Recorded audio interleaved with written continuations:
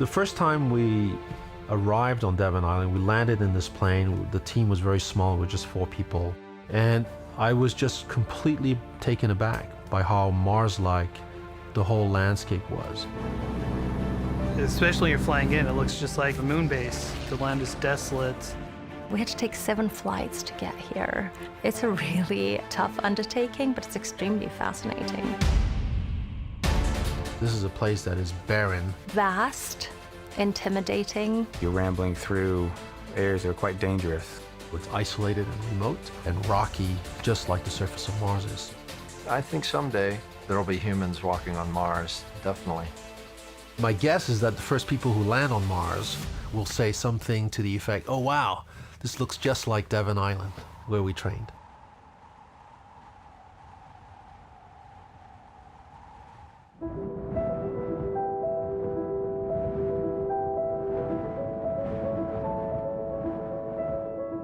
My name is Pascal Lee. I'm a planetary scientist. I work with the Mars Institute and the SETI Institute. Devon Island is the world's largest uninhabited island. It's cold, dry. I call this place Mars on Earth. We find exactly the same looking canyons, valleys, and gullies here. It's just very desolate and empty of everything. Here, there's no road to go back to. There are no streets, but there'll be street view. My name is Katya Minitenko, and I am working on all things related to Mars and Google, sort of bridging the two things. We have an amazing team from Google. We are adding our base camp and our surroundings to Google Street View. We're going to be able to see it and welcome everybody to Mars.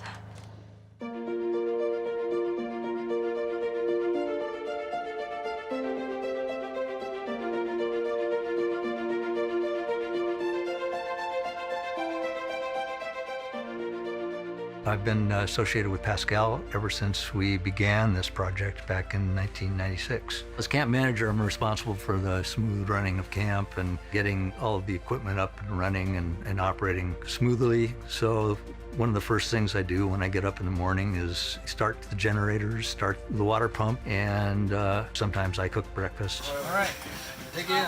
In the meantime, the people in camp are just starting to wake up. Yeah, we've been getting up at 6 every morning.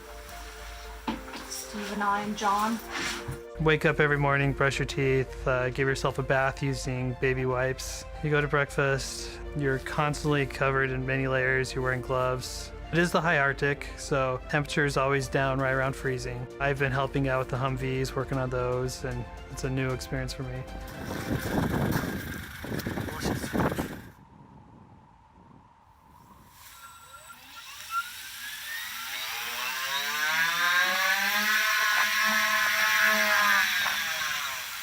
I'm David North, and I'm an engineer at the NASA Langley Research Center. I'm happy to be part of the science and research that will someday lead to a younger generation landing on Mars. Altitude 502 feet. There's something on the other side of the hill there, too. You see this green stuff over here? It's very difficult to fly on Mars because the atmosphere is so thin. So the trick is to make your vehicle very light. And this vehicle is a vertical takeoff and landing vehicle. And the idea there is there are no prepared runways on Mars. So you have to land in such a way that you can land in rough terrain or terrain that doesn't allow for rolling landings. Tipping over is definitely an issue for this aircraft. So there's one of the things we're learning about this aircraft is maybe the wheelbase needs to be a little bit bigger, particularly if it's a robotic aircraft and there's no one there to fly it.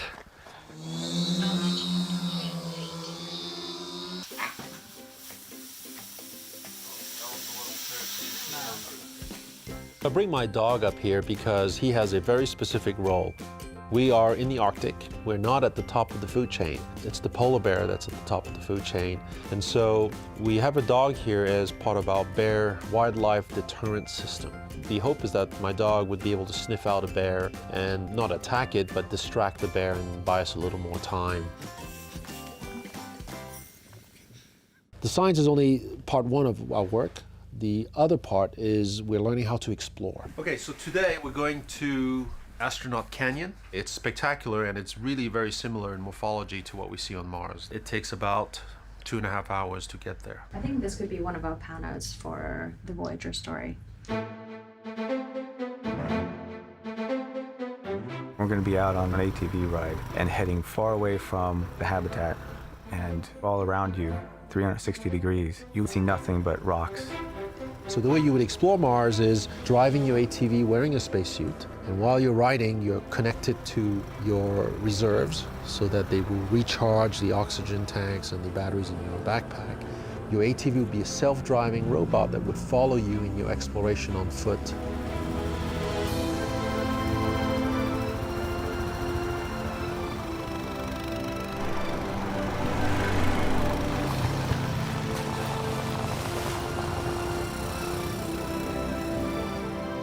This is why we're here. It has exactly the profile, the slopes, the topography, if you will, of some of the canyons we see on Mars.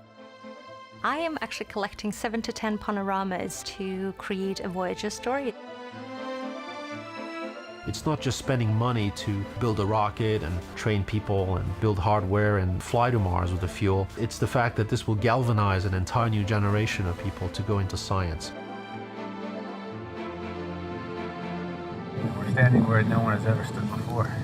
This is a place that pushes us to some limit. It's a perfect place to train for Mars because it's a lot more forgiving than Mars. You can make your mistakes here so that by the time you go to Mars, you won't. The winds are so strong. You have to be always on the lookout, so it's a little weary. What we're going to do with the rocks that we collect is to try to figure out what hit here. We still don't know if it was an asteroid or a comet. And so what are you hoping to find? So we're going to be looking for traces of an extraterrestrial signature. So for example, rare earth elements. Oh my gosh, stunning. I don't think I'll ever look at the rock the same way. It's a desire to know more and to delve into our past and delve into our future.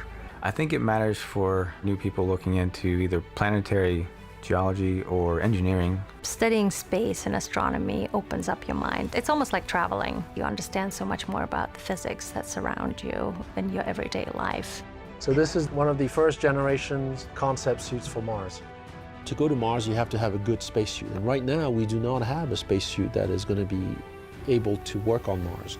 You cannot hop around with a spacesuit that heavy. And so part of what we're doing here is to find ways to reduce the mass of our future spacesuit for Mars. It's heavy, a little surreal. It really feels like you're somewhere else. I can't believe I'm wearing one. I don't find Devon pleasant in spite of how often I come here. I don't come here because I somehow relish the discomfort that we have here. You know, I am cold. You know, I miss my family. But somehow this place has a dimension to it that makes me think that, hey, this is all worth it. This is so close to making it happen. I hope you see the images of it and you really want to go there. There's so many stories where street views encouraged or moved people or inspired people to do something extraordinary. And even if one person get more interested in studying other planets by just looking at street view, I'll be really happy. It's part of our nature. I think we always have the yearning to explore.